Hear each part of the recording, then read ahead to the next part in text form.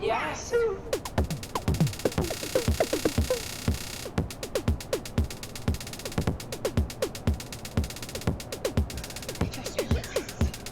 Well, first of all, Manila Zoo was not made for the pandemic.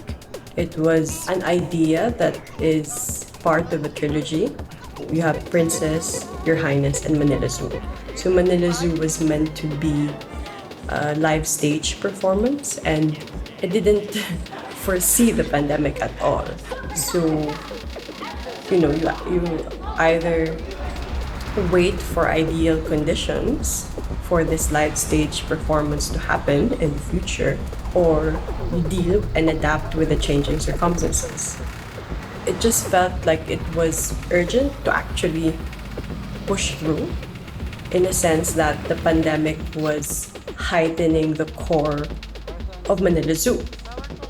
The isolation, the confinement, the systems of control that are in place were actually magnified and pushed to new frontiers of confinement, control, and enclosure, which is the virtual, the internet realm wherein we're all subjected to the Zoom frame. So, in that sense, it speaks about what Manila Zoo is concerned about.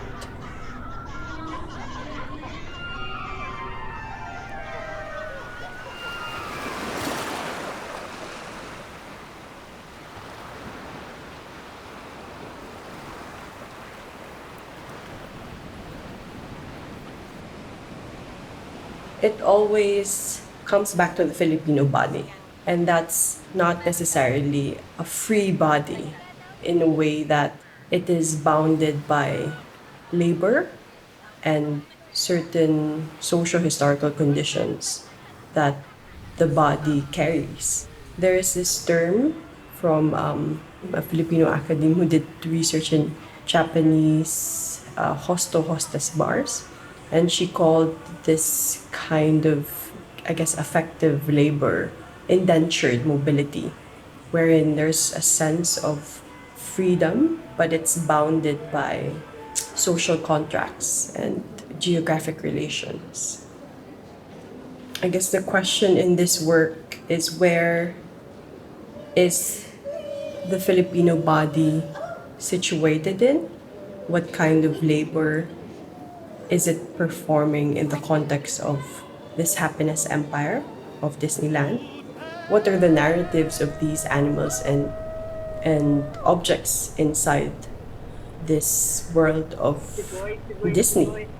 So that's where the zoo context came about. To have more power and feelings in your animal sound, we will give you several scenarios to think of. The zoo is a monument to the physical marginalization of animals in our society. We've successfully categorized them, put them in neat cages, and made them docile to the human gaze. This is unnatural, in a sense that human would be staring at an animal for however long they want to. And so we started studying animals in the zoo. We stumbled upon a lot of documentation of animals in captivity, like in circus, in zoos, doing this repetitive behavior, which is really disturbing because it mirrors how humans deal with the same isolation, depression, confinement, whether it be movement or like pulling the hair, or all the symptoms of psychosis is basically the same with animals and humans.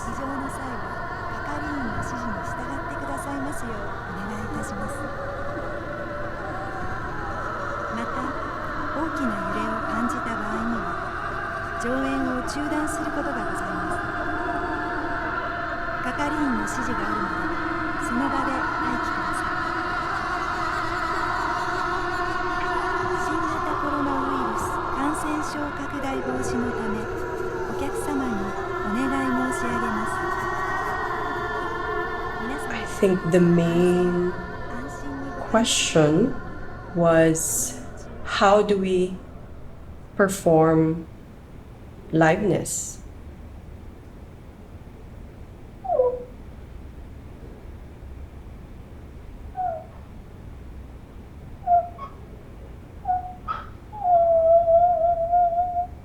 I guess there was a strong resistance to being flattened by the virtual frame. This actually preoccupied our creation period during Manila Zoo. Since we were in the business of liveness, we were all performers. How can we bridge the labor of spectacle or effective performance in this Zoom frame or in this internet platform that we have to use out of necessity?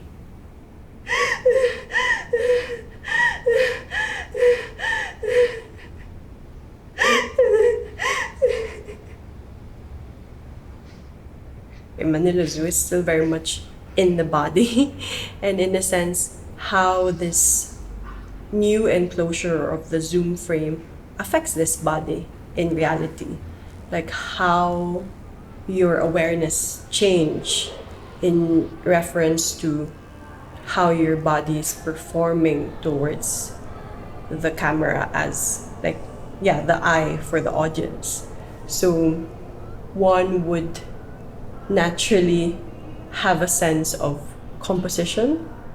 You mute other skills that you have in a live performance, and you discover another set of skills that deals with performing in front of a camera.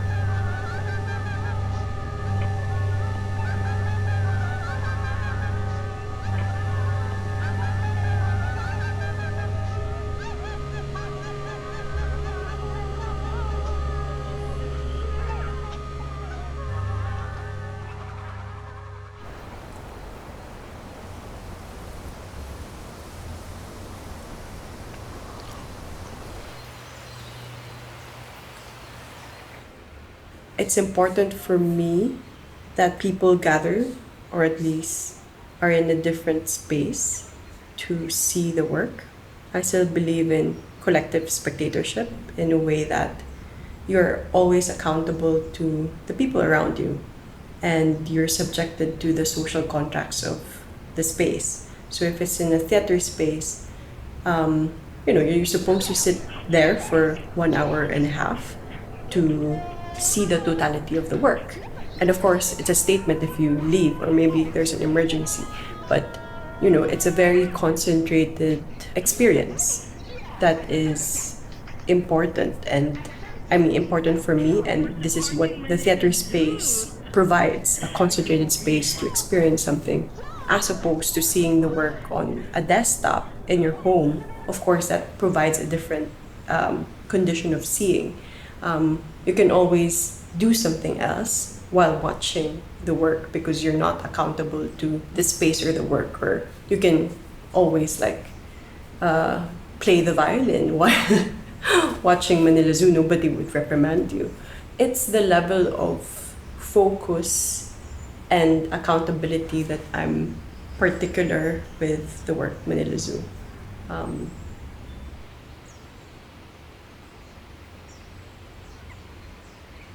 I don't think I would engage with technology the same way we've engaged technology within the creation of Manila Zoo.